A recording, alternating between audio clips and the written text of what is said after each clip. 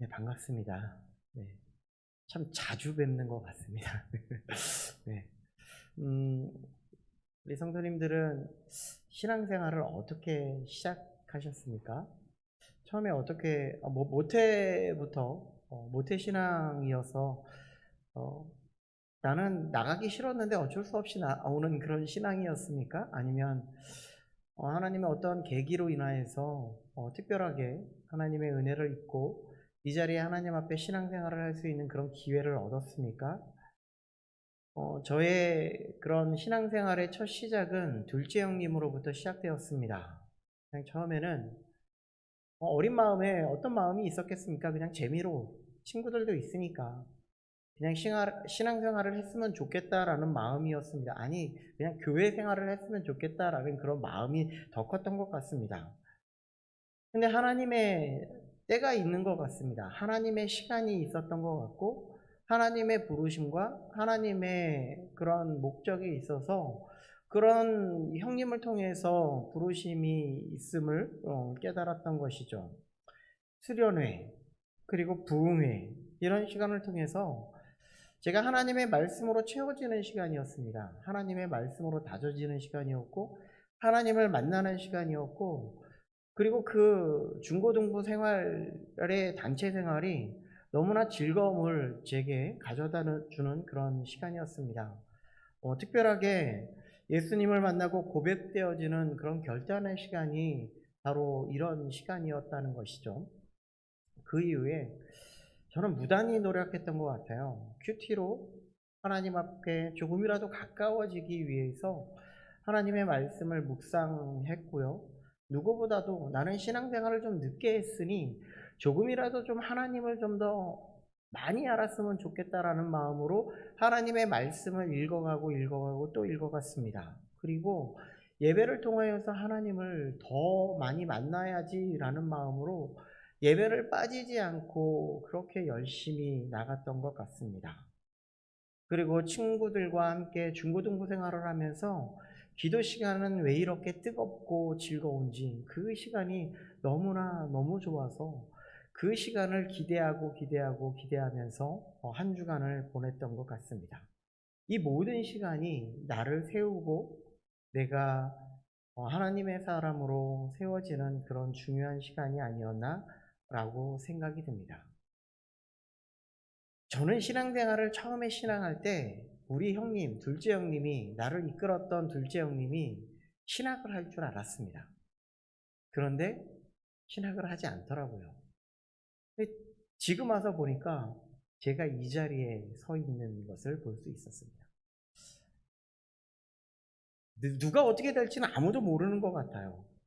하나님의 첫 이끄심에 있기에 하나님의 은혜로 우리들은 하나님 앞에 나아갔고 그 어떠함 속에서 하나님께서 우리를 인도하셔서 우리가 하나님의 놀라운 은혜를 입고 또한 하나님의 일을 감당하고 또한 우리는 하나님의 직분을 받아 그 모든 일을 감당하고 있는 것은 아닌가라는 생각을 한번 해보았습니다. 그런데 오늘 본문을 보니까요. 오늘 본문에 요한의 증거를 통하여서 안드레가 믿고 안드레를 통하여서 베드로가 믿고 그리고 빌립을 통하여서 나다니엘이 믿는 그런 놀라운 사건들이 이루어지는데 이런 놀라우신 사건들을 통하여서 하나님이 역사하시고 이 모든 것을 계획하시고 모든 것을 이끄시고 계시다라는 사실을 우리는 말씀을 통하여서 너무나 잘 드러내 보여주고 있다는 사실을 보게 될 것입니다. 그러면 하나님이 어떻게 위대한 일을 우리들에게 이끄심을 보여주고 계시고 그것을 통하여서 역사하고 계시고 뿐만 아니라 그들의 모든 삶의 모습 속에서 하나님이 고백되어지는 그런 일을 하고 계시는가 그것을 한번 살펴보았으면 좋겠습니다. 우리는 먼저 우리를 하나님께서 어떠한 이끄심 속에서 우리를 불러주시고 계실까요? 우리 오늘은 성경책을 좀 이렇게 보면서 한번 같이 말씀을 나누어 보았으면 좋겠는데요. 40절 말씀을 함께 같이 한번 읽어 보도록 하겠습니다. 40절입니다. 시작. 요한의 말을 듣고 예수를 따르는 사람 중에 하나는 시몬 베드로의 형제 안드레라. 요한의 말을 듣고 예수를 따르는 두 사람 중에 하나, 두 사람 중에 한 사람이 바로 안드레였음을 이야기하고 있는데, 이 안드레는 이 세례 요한의 제자였음을 말씀해 주고 있습니다. 어떠한 사람은 누구였는가는 그렇게 중요하지 않은 것 같아요. 기록하고 있지 않기 때문에 우리는 거기까지 알 필요는 없는 것 같습니다. 오늘 나와 있는 이 안드레라는 사람을 우리는 집중해 보도록 하겠습니다. 세례 요한의 제자였고, 안드레는 이 세례 요한의 이런 고백, 세례 요한이 예수님을 가리켜서 세상 죄를 지고 가는 하나님의 어린 양입니다 라는 그 고백을 들으면서 어떤 마음이 들었냐면, 저 사람이 누구이기에 정말 세상 죄를 지고 가는 하나님의 어린 양이라는 말을 하고 있을까라는 그 고백을 통해서 예수님 앞에 찾아가기로 그렇게 작정을 했습니다. 예수님을 만나기로 그렇게 작정을 했습니다. 그리고 예수님을 만났는데, 그 예수님을 만나고 난 그 안드레의 고백은요, 놀랍습니다. 이 세상 죄를 지고 가는 하나님의 어린 양, 우리의 대속을 해주시는 분이군요 라는 그런 세례 요한의 고백인 것처럼 그렇게 들려졌지만, 이 시몬 베드로의 안드레의 고백은 그런 전혀 다른 고백이었습니다. 그런데 더 중요한 것은 무엇인가 하면, 이 안드레가 조금 이 시간에는 좀 드러났으면 좋겠는데 안드레가 드러나지 않고 있다라는 말씀입니다. 40절 말씀을 다시 한번 보면 맨 끝에 뭐라고 되어 있냐면, 시몬 베드로의 형제 안드레라 라고 이렇게 고백하고 있다는 것이죠. 너무나 속상할 것 같아요. 저 같으면 아니, 내 이름이 버섯이 있고 나라는 사람이 있는데 지금 요한은 가리켜서 뭐라고 이야기하고 있냐면 시몬 베드로의 형제라고 이렇게 이야기를 하고 있는 거예요. 그러니까 이 말을 저는 조금 이 앞선 세례 요한과 예수님의 모습으로 좀 비교해서 보면, 세례 요한이 예수님의 소리인 것처럼 이 안드레도 베드로를 드러내기 위한 하나의 소리 정도로밖에 보여지지 않는 것처럼 보였습니다. 그래서 안드레는요, 이 베드로를 드러내기 위해서 외치는 소리와 같다라고 이렇게 보고 싶다는 말씀입니다. 그러면 그의 소리는 무엇이었을까요? 41절을 보시기 바랍니다. 41절에 보니까 그가 먼저 자기의 형제 시몬을 찾아 말하되, 여기에도 그냥 자신의 그냥 고백을 그냥 했으면 좋겠는데 그런 고백이 그냥 드러나는 것이 아니라 시몬 형제를 드러내고 있어요. 이 베드로 형 이렇게 이야기를 하고 있다는 거예요. 그러면서 뭐라고 얘기합니까? 우리가 메시아를 만났어요. 내가 메시아를 만났어요. 지금 세례 요한에게 무엇을 들었냐면 세상 죄를 지고 가는 하나님의 어린 양입니다. 우리의 대속주시군요. 이런 것을 들은 지금 이 안드레는요, 이제 지금 누구를 바라보고 있냐면 예수님을 바라보면서 나의 고백이 어떻게 바뀌어지냐면, 저 사람은 나의 구원자입니다 라고 이렇게 바뀌고 있다는 거예요. 메시아는 다른 말로 번역하면 그리스도라고 이렇게 이야기하는데, 그리스도는 구원자입니다. 나의 구원자입니다. 지금 예수님은 나의 구원자예요 라고 이렇게 이야기하고 있는 거예요. 그렇게 인식하고 내가 그렇게 고백하고 있다라는 말입니다. 그래서 우리의 신앙생활 속에서는요, 내가 하나님을 어떻게 생각하느냐, 그런 고백이 정말 중요합니다. 내가 그런 고백을 통하여서 나를 하나님이 사랑의 하나님이다라고 하면, 내가 인생 가운데에 신앙생활하면서 내가 하나님 앞에 겪어진 그런 사랑의 고백이 너무나 많이 드러나고 있음을 말씀해주고 있다는 거예요. 나와 함께 하시는 하나님이다라고 이렇게 고백되어지는 분은요, 나와 함께 하시는 하나님이 우리의 모든 삶 속에서 고백되어지는 것을 말씀해주고 있다는 겁니다. 그러니 우리는요, 하나님을 어떻게 인식하고 어떻게 고백하는가가 정말 중요한 부분이다라는 것을 말씀해주고 있다는 것이죠. 안드레가 만난 하나님은요, 나의 구원자이군요, 나를 구원하실 분이군요 라고 그렇게 인식했다라는 말씀입니다. 그런 고백 속에서 안드레 고백이 메시아였다면, 이제 그렇다면 베드로의 고백은 무엇이었을까요? 우리 본문에는 나와 있지 않지만 베드로의 고백은 우리가 너무나 잘 알고 있습니다. 마태복음 16장 16절 말씀해 보니까요. 주는 그리스도시요 살아계신 하나님의 아들이십니다. 라고 이렇게 고백합니다. 베드로의 고백은요. 그분이 나에게 메시아입니다. 구원자입니다. 라는 것뿐만이 아니라 그분을 보니 하나님의 아들이시군요. 하나님의 영적인 그런 아들이시군요. 라는 것을 분명히 고백하고 있다는 겁니다. 이것이 베드로가 느낀 하나님이었어요. 이것은 누가 느끼게 해주셨을까요? 그 스스로 느끼게 해주셨을까요? 아니에요. 예수님은 분명히 말하고 있습니다. 이것은 내가 고백한 것이 아니야. 내가 스스로 고백한 것이 아니야. 하나님이 너에게 이 모든 고백을 하게 해주신 것뿐이야. 라고 이렇게 이야기해 주셨어요. 성령을 그에게 부어주셨기 때문에 이런 고백을 할 수 있었다. 이것을 이야기할 수 있다는 것입니다. 이게 놀라운 고백이에요. 제가 2024년도 여름 성경학교를 딱 끝나면서 아이들과 이런 찬양을 불렀습니다. 그 여름 성경학교를 하면서 이런 찬양을 같이 불렀어요. 왜냐면 그때 당시에 주제와 같이 잘 맞아지는 것 같다 싶어서 제가 이 찬양을 선택해서 아이들과 함께 불렀는데요. 무슨 찬양이었냐면요. 갈릴리 바닷가에서 주님은 시몬에게 물으셨네. 사랑하는 시몬아, 넌 날 사랑하느냐? 오 주님, 당신만이 아십니다. 다 아시는 찬양이시죠? 우리 어린 친구들이 하나님을 어떻게 만났고 하나님을 어떻게 고백하고 있어요? 그리고 우리는 무엇으로 승리할 수 있어요? 이것을 이야기하는 거였거든요. 그런데 우리 친구들이 끝나고서도요, 이 찬양을 계속 불렀다는 얘기가 들렸습니다. 한동안 이 찬양을 집에서 한참 불렀다고. 나를 부르신 예수님에게 무엇을 고백할 수 있을까? 그것을 생각하면서 부르지 않았겠어요? 그런데 더 놀라운 것은요, 42절에 이런 고백이 나타난다는 거예요. 42절을 같이 한번 읽어보도록 하겠습니다. 자, 시작. 데리고 예수께로 오니 예수께서 보시고 이르시되 내가 요한의 아들 시몬이니 장차 게바라 하리라 하시니라. 게바는 번역하면 베드로라. 아멘.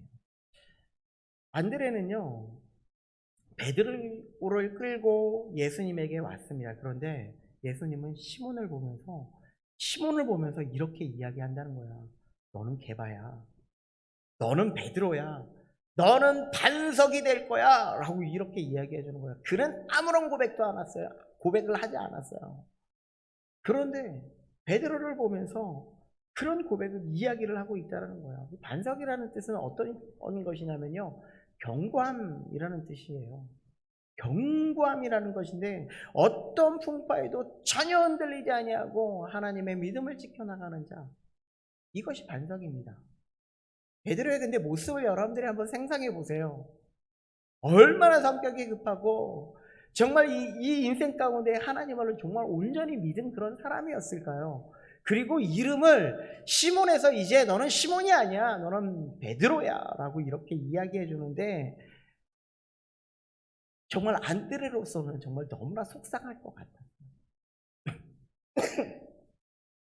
그런데 여기에는 놀라운 하나님의 뜻이 있는데요.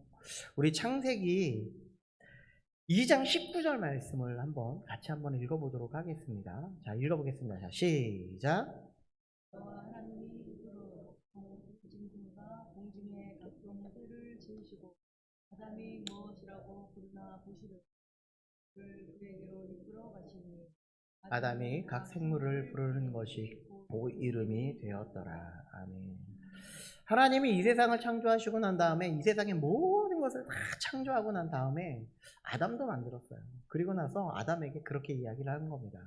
너 가가지고 만나는 모든 생물들마다 다 이름을 한번 지어봐라. 이렇게 이야기를 해요. 근데 만나는 것마다 이름을 짓는 거죠. 너는 물병이야. 너는 기린이야. 너는 코끼리야. 근데 그것이 다 그 이름이 되었어요. 그런데 그 이름을 지을 때 그 지혜를 누가 주셨을까요? 누가 주셨을까요? 하나님이 주셨다는 거예요. 이 세상에 있는 모든 것의 이름은요, 하나님께서 지혜를 주셔서 다 짓게 만드셨다라는 것을 말씀해 주고 있어요. 하나님께서 이 세상을 창조하시고 아담을 대리 통치자로 만들어 주셨어요. 대리 통치자로 세워 주셨습니다. 대리 통치자는요, 그의 주권이 있는 것이 아닙니다. 모든 것이 하나님의 뜻 가운데 모든 것을 다스리는 거예요. 하나님이 이렇게 하시라면 이렇게 하라는 거고, 저렇게 하라면 저렇게 하는 것이고, 이 모든 것을 다스리는 것이 지금 아담이 해야 될 그런 모습이었다라는 것입니다. 그러니까 이름을 바꿔주신다는 것은 무엇이, 이름을 지어주신다는 것은 하나님의 놀라운 축복이고, 그리고 그것을 통해서 이루시고자 하는 뜻이 있다라는 것을 말씀해주고 있는 것이죠. 구약을 한번 볼까요? 아브람. 원래 이름이 아브람이에요. 근데 하나님이 무슨 이름을 주셨죠? 아브라함을 주셨어요. 그 다음에 사례는요, 사라로 바꿔주셨어요. 그 다음에 야곱은 무엇이라고 바꿔주셨죠? 이스라엘. 아브라함을 통해서 믿음의 조상 열국의 아버지가 되게 하셨습니다. 모든 민족의 조상이 되게 해주셨다는 거예요. 사라를 통하여서 열국의 어머니가 되게 해주셨습니다. 뿐만 아니라 이스라엘을 통하여서 약속의 민족으로 만들어주신 놀라우신 하나님의 뜻이 있다는 것을 이야기해주고 있는 것이죠. 그러니까 하나님께서 새로운 이름을 주신다는 것은요, 우리들에게는 놀라우신 축복 중에 하나이기도 합니다. 그러니 베드로에게 지금 이 개바라는 이름, 이 베드로라는 이름을 새롭게 주신다는 것은 그를 통해서 하나님께서 하시고자 하는 놀라우신 뜻이 있다라는 것을 말씀해주고 있을 뿐만 아니라 하나님께서 그를 축복의 통로로 세워주실 것이다 라는 것을 말씀해주고 있다는 것이죠. 그리고 이것을 통해서 무엇을 말씀하십니까? 하나님의 반석과 같은 믿음을 소유하길 원한다. 그럼에도 불구하고 이 지금 베드로의 인생 가운데의 삶을 살펴보면요, 그렇게 살아간 인생이 아니었습니다. 환경에 넘어지죠. 그리고 예수 그리스도를 배반하죠. 이것이 어떻게 믿음의 강한 군사입니까? 누가복음, 그래서 예수님은 그런 베드로를 아셨을까요? 누가복음 22장 32절에 보니까 이렇게 이야기합니다. 그러나 내가 너를 위하여 내 믿음이 떨어지지 않기를 기도한다. 예수님이 하신 말씀이에요. 베드로에게요. 그런데 이것을 이야기하고 나서 베드로에게 뭐라고 이야기하시냐면, 내가 닭 물기 전에 나를 3번 부인할 거야 라고 말씀하세요. 예수님은 그가 다 나를 배반할 것도 다 알고 계신 하나님이세요. 그런데 하나님 베드로는요, 오순절 성령의 역사를 다 경험하고 나니까, 성령을 통해서 모든 것이 변하고 되고 나니까 그는 모든 것이 다 달라졌습니다. 모든 것이 다 믿음의 사람으로 다 바뀌었어요. 누가 한 겁니까? 하나님이 하셨어요.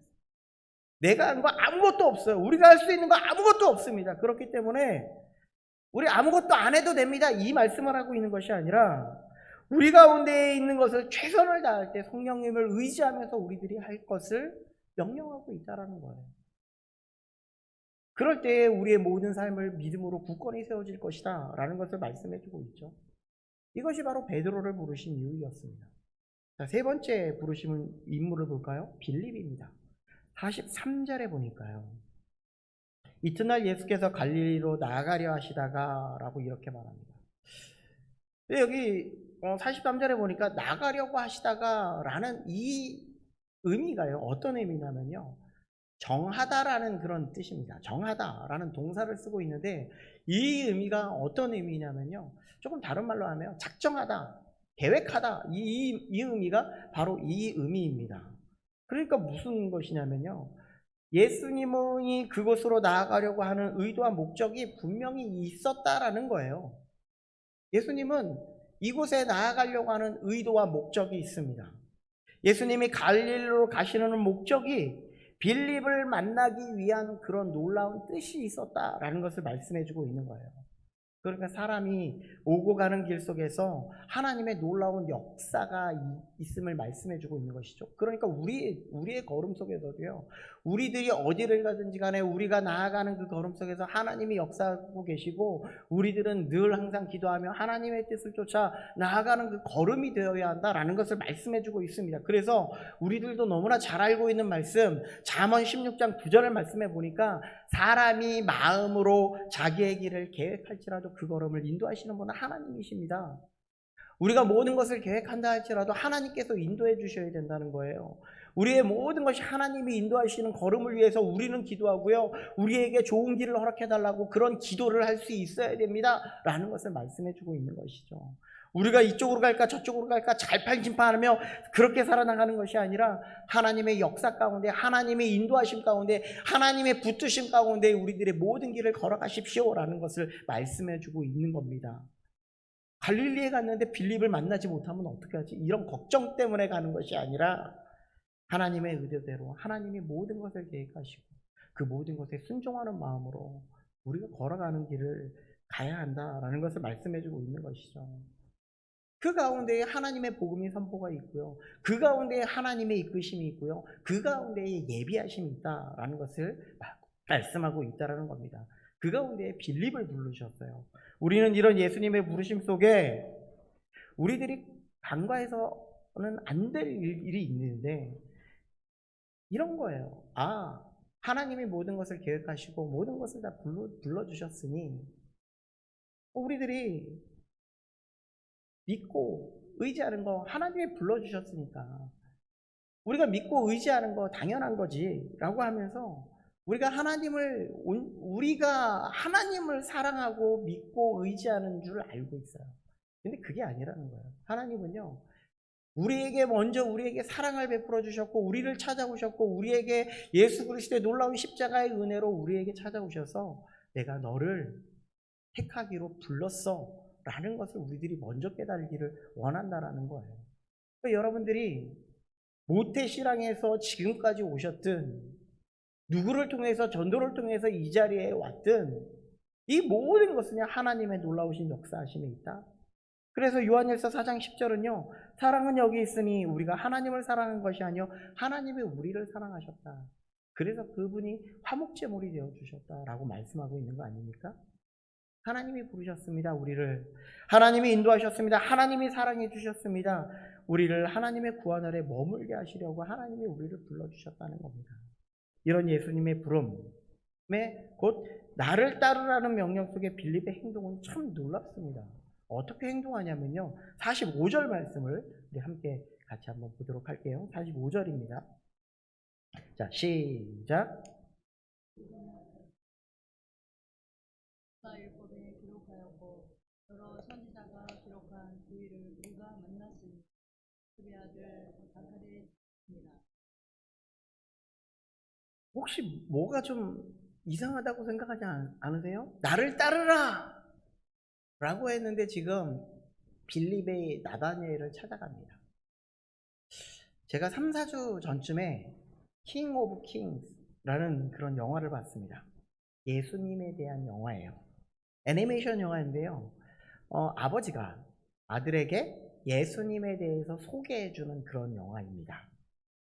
이 세상의 왕보다, 이 아이는 그 아더왕을 너무나 좋아하는 아이였어요. 그런데 이 아이에게 이 아더왕보다도 더 위대한 왕이 있고, 이 모든 것을 다스리고 주관하시는 그런 하나님이 있어. 그 하나님에 대해서 소개시켜 줄게 하는 그런 영화입니다. 꼭 한번 추천드리고 싶습니다. 한번 보시고 같이 은혜 받았으면 좋겠습니다. 이거예요. 무엇인가 하면 이 얘기를 듣고서 그냥 가서 봤다는 얘기예요, 영화를. 이 얘기를 듣고 나서 이게 예수님 소개하는 영화래. 그래서 그냥 봤다는 얘기예요. 지금 나다니엘을 찾아가서, 빌립이 나다니엘을 찾아가서 이런 마음으로 예수님을 딱 보고 나니까, 나를 따르라 하고 나니까 내가 내 마음속에서 누군가에게 이 복음을 전하지 않고서는 안 될 그런 마음이 생겼다는 거예요. 그래서 나다니엘을 찾아갔고, 그리고 내가 찾은 메시아에 대해서 이렇게 고백하고 있습니다. 빌립의 고백을 한번 보십시오. 모세가 율법에 기록하였고 여러 선지자가 기록한 그입니다 라고 이렇게 기록합니다. 이 말씀은요, 빌립은요, 상당히 객관적인 그런 사람이에요. 뭐냐면요, 구약에 기록되어 있는 구약의 말씀, 하나님의 말씀을 너무나 잘 알고 있는 그런 사람 중에 한 사람이었다는 거예요. 하나님에 대해서 너무나 잘 알고 있었고, 그리고 하나님의 말씀에 대해서 너무나 잘 알고 있어서 어떻게 예수 그리스도가 오실지에 대해서 너무나 잘 알고 있었다는 말씀을 하고 있는 거예요. 그런데 예수님을 만나고 나니까 그분이 바로 예수님이라는 사실, 메시아라는 사실을 너무나 쉽게 발견할 수 있었다라는 겁니다. 빌립은요, 말씀의 성취로 오신 예수님을 고백하고 있다라는 겁니다. 그래서 모세의 율법을 기록하였고 여러 선지자가 기록한 사람이 바로 저 사람이네? 이것을 이야기하고 있어요. 이 말씀은 무엇을 의미하냐면요, 우리가요, 하나님의 말씀을 모르면요, 하나님에 대해서 알 수가 없어요. 예수님에 대해서 우리가 배우지 않으면 예수님이 누군지 알지도 못하는데 어떻게 예수님을 고백하고 예수님을 우리들의 입술로 고백하면서 나아갈 수 있습니까? 전할 수 있습니까? 어떻게 복음을 전할 수 있습니까? 이것을 이야기하고 있는 거예요. 우리는 그래서 하나님에 대한 지식이 없으면 하나님에 대해서 전할 수도 없고 하나님에 대해서 우리는 고백할 수도 없음을 이야기하고 있어서 우리들에게 말씀하고 있는 이 빌립의 고백은요, 하나님에 대해서 알아가십시오라는 것을 말씀해주고 있어요. 하나님에 대해서 알아가야 됩니다. 하나님에 대해서 배워야 합니다. 그리고 예수 그리스도에 대해서 배워야 합니다. 우리는 시간이 날 때마다 때를 얻든지 못 얻든지 간에 이 모든 시간을 우리는 갖고 하나님이 우리에게 무엇이 되시고 우리는 어떤 존재이고 이 모든 것을 통하여서 예수 그리스도가 우리에게 무엇을 해주셨는지 우리는 너무나 많이 듣고 알고 있지만은 좀 더 확실하게 좀 더 많은 것을 좀 더 깊이 하나님의 말씀을 묵상할 수 있어야 됩니다라는 것을 말씀해주고 있는 것이죠. 마지막으로요, 나다니엘이 만난 예수님을 소개하고 있습니다. 나다니엘은요 46절에 이렇게 이야기합니다. 나사렛에서 무슨 선한 것이 날 수 있겠습니까? 라고 이렇게 묻고 있습니다. 우리 흔히 그런 얘기 하잖아요. 개천에서 녹는다. 그만큼 중요한 인물이 나오기 힘들다는 이야기를 하고 있는 거예요. 나다니엘은요 그런 작은 동네에서, 그런 미천한 동네에서 무슨 메시아가 날 수 있겠어? 라는 이런 표현을 하고 있는 겁니다. 빌립은요 매우 중요한 말을 하는데 이거 되게 중요합니다. 와서 봐라 라고 이렇게 표현해요. 우리는요 무엇보다도요 하나님을 경험하고 맛보아하는 것이 정말 중요합니다. 하나님의 말씀이 뭔데 그렇게 미쳐있는 거야? 라고 할 때 한번 펴서 봐봐. 그것을 맛보아 경험하지 않으면, 하나님에 대해서 맛보아 경험하지 않으면, 예수 그리스도의 놀라우신 은혜에 대해서 맛보아 경험하지 않으면, 성령님이 우리에게 역사하시는 그 놀라우신 은혜를 맛보아 경험하지 않으면 알 수가 없어. 맛보아 경험해봐라. 와서 봐라. 라고 이렇게 이야기하는 거예요. 제가 중고등학교 때 친구에게 이렇게 이야기한 적이 있습니다. 너 교회 와서 말씀 10번만 한번 들어봐. 교회 예배 10번만 참석해봐. 근데 그 친구가 진짜로 10번 참석했고 10번 말씀을 들었어요. 지금은 집사님이 됐습니다.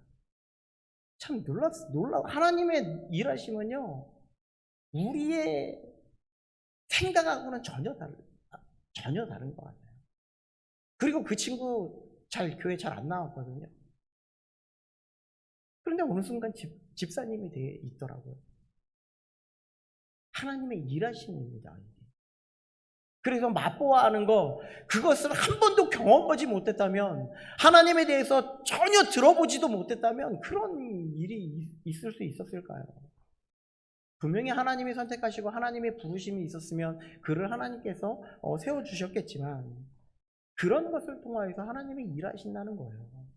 그런데 47절 말씀해 보니까 나다니엘을 만난 예수님은요 나다니엘을 이렇게 평가하고 있습니다. 자, 이는 참으로 이스라엘 사람이라 그 속에 간사한 것이 없도다 라고 얘기해요. 거짓이 없다는 거예요. 이 사람이 진짜 참 이스라엘 사람이다. 이 사람에게는 정말 겉과 속이 다르지 않다. 참이다 라고 이렇게 이야기를 합니다. 그런데 여러분 한번 생각해 보시죠. 그 시대에 이스라엘의 지도자들을 가리켜 예수님이 한 얘기를 한번 생각해 보십시오. 그들의 종교자 지도자들을 바라보면서 예수님은 외칩니다. 이 독사의 자식들아, 이렇게 외치는 거예요. 이 독사의 자식들아 뭐예요?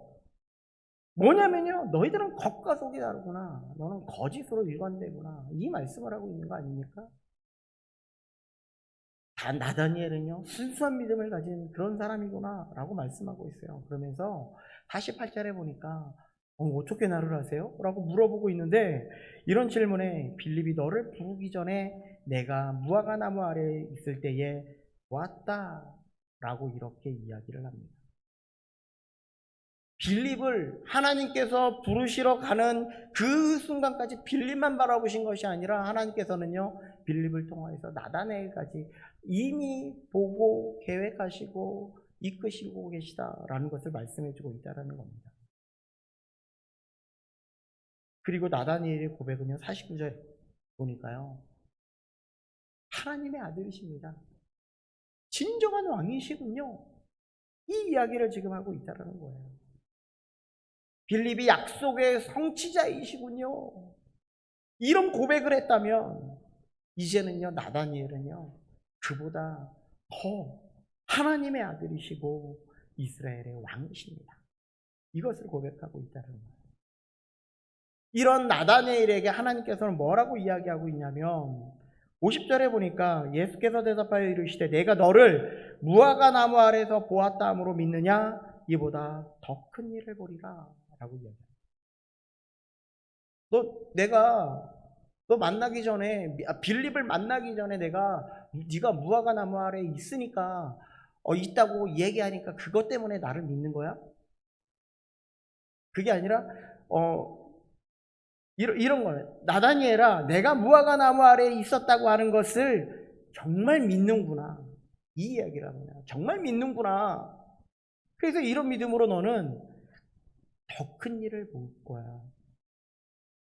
여기에서 있는 믿음이요, 예수님을 향한 온전한 믿음을 이야기하는 것이고요. 이 말씀이 꼭 무엇과 같냐면 히브리서 11장 1절에 보니까 뭐라고 되어 있냐면요, 믿음은 바라는 것들의 실상이요 보지 못하는 것들의 증거다 라고 이야기하잖아요.